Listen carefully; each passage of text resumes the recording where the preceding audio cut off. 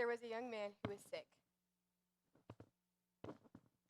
But he wasn't just the regular kind of sick, the kind where you eat chicken soup and rest in bed for a week. He was the kind of sick where you start becoming grateful for every single day, because there's a high likelihood it could be your last day with that person. This young man was my older brother 11 months ago, and I could not believe what was happening. For the last 3 weeks, we had been hoping and praying that he would get better, but on the night of April 8th, 2024, my family was forced to face the gravity of the situation. This was undoubtedly the scariest night of my life. As my dad took him to the ER, I couldn't shake the overwhelming wave of helplessness that washed over me. I was frozen with fear and worry, like the ground was giving out beneath my entire world.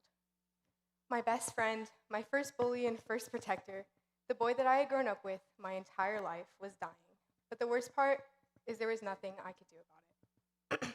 It was at that moment something deep in my soul was awakened. I knew that I was never going to be a helpless bystander again. I felt drawn to the art of healing since a young age.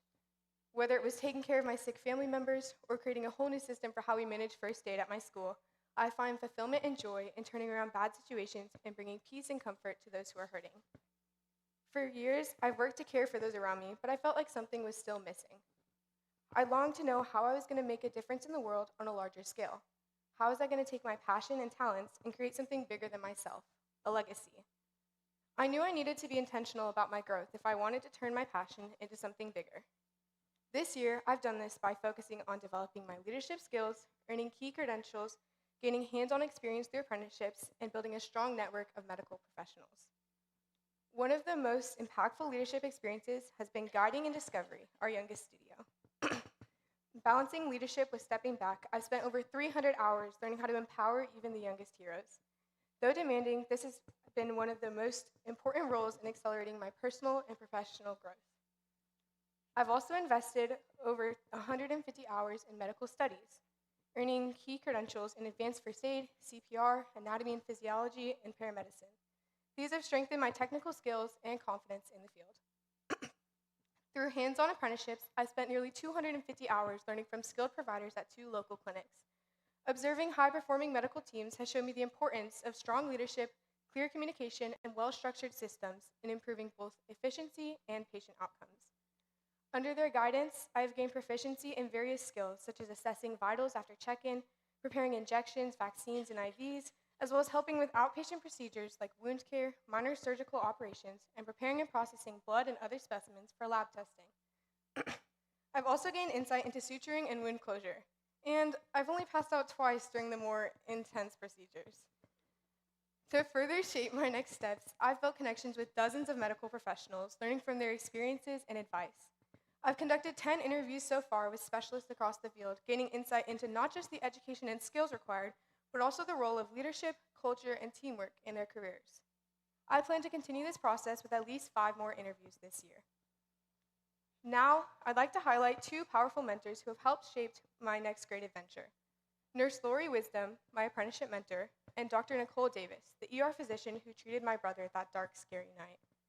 Through our conversations, my eyes have been opened to the unique challenges that healthcare professionals are facing right now. The pressure continues to mount as the demand for care increases and resources are beginning to be stretched thin. There's a critical shortage of professionals, high burnout rates, and increasing levels of stress for those on the front lines. These challenges are compounded by long shifts, unpredictable cases, and a rapidly changing medical landscape. Many of the professionals I've talked to share that they feel frustrated, burnt out, discouraged, and overwhelmed at the current state of healthcare in America. But what if the future of healthcare didn't have to look like this? What if we could change the course of burnout, discouragement, and stress through better leadership, communication, resilience, and teamwork? What if we could create a culture in medicine that emphasizes collaboration, fosters continuous learning, and supports healthcare workers as they face these challenges?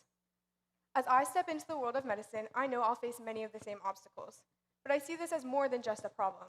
It's an opportunity to make a real difference. I believe that a key part of tackling it is strengthening leadership and teamwork in medical environments. By applying the leadership principles I've been learning, I can help build strong teams, improve communication, foster resilience, and create a culture where people feel empowered and supported. I'm ready to rise to the occasion and be part of this solution. But for this vision to become a reality, I need to equip myself with the right skills and experiences. I need to build on my foundation in medical knowledge, emergency response, and leadership. This requires a combination of college education, advanced hands-on training, and even more leadership experience. Additionally, I need to prepare myself to stay resilient and focused under stress, while also learning how to lead teams that deliver high-quality patient care in a crisis. To become the leader I aspire to be, I'm focusing on 4 areas: education, leadership, service, and medical training. This May, I'll begin earning my associate's degree in applied health to strengthen my medical foundation and prepare for future challenges. I'll also continue guiding as a full-time discovery guide next year, gaining critical leadership and team-building experience that will serve me well in my career. I'm preparing to serve an 18-month full-time mission, dedicating myself to teaching and supporting people from all walks of life and deepening my ability to connect with others. And to gain advanced hands-on experience, I plan to earn an advanced medical certification and participate in the National Outdoor Leadership School's Wilderness Medicine and Rescue semester in the spring of 2027. I'm taking steps on my own to independently fund my mission in college, but another critical step in my journey, one that will propel me forward greatly, is this advanced medical training. The Wilderness Medicine and Rescue semester is a 75-day intensive program that will challenge me physically, mentally, and emotionally. This is far beyond a standard EMT course. It's a real-world trial by fire that will teach me to think critically under pressure, adapt to unpredictable challenges, and lead out in high-stakes situations. The skills and experience I'll gain are crucial for a future in emergency medicine, and the opportunity to receive this training at such an early stage will not only advance me on my personal next great adventure, but lay the groundwork for my mission to inspire a culture of resilience and stronger leadership in emergency medicine. At Acton, I've learned that true growth comes from seeking out challenges that push me outside of my comfort zone. Jocko Willink, a retired Navy SEAL and leadership consultant, advises to make your training as difficult and uncomfortable as possible, so that you will not only be prepared, but you will be certain. This is exactly what this course will help me do. It will instill in me the skills, resilience, and confidence to lead that will enable me to accomplish my mission. The lessons I learned will stay with me because I will have earned them through immersive experiences that challenge me to step beyond my comfort zone and unlock my full potential. So to the NGA board, I'm asking for funding to cover the tuition and part of the equipment costs for the Wilderness Medicine and Rescue semester, a total of $26,500, which I will complete in spring of 2027. This program is a vital part of my next great adventure, and it's where I need the most support, as all my funds are currently dedicated to college and my mission.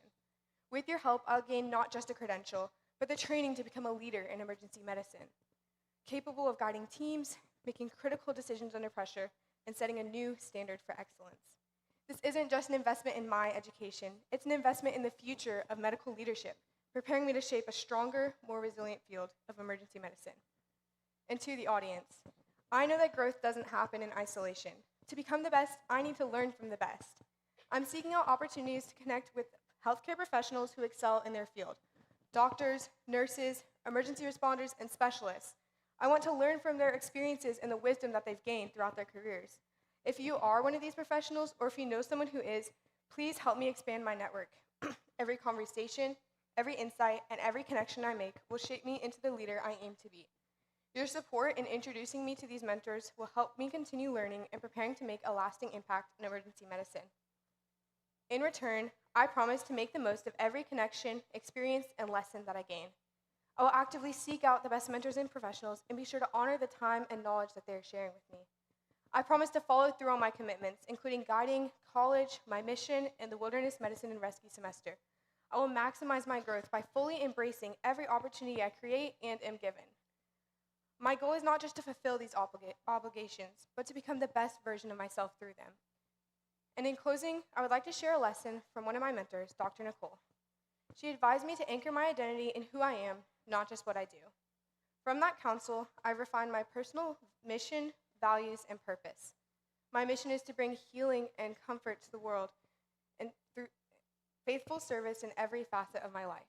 So that is my final promise, to not let the things I do become more important than who I am becoming. A year ago, I stood helpless as I watched my brother's life slowly slip away, unable to do anything but pray that someone could save him. I will never feel that way again. I have fought to grow, to lead, and to prepare myself for the moments when someone else feels that same fear and desperation. Just like the doctors and nurses who stepped in when my family needed them most, I will step in for the weak, the scared, and the helpless.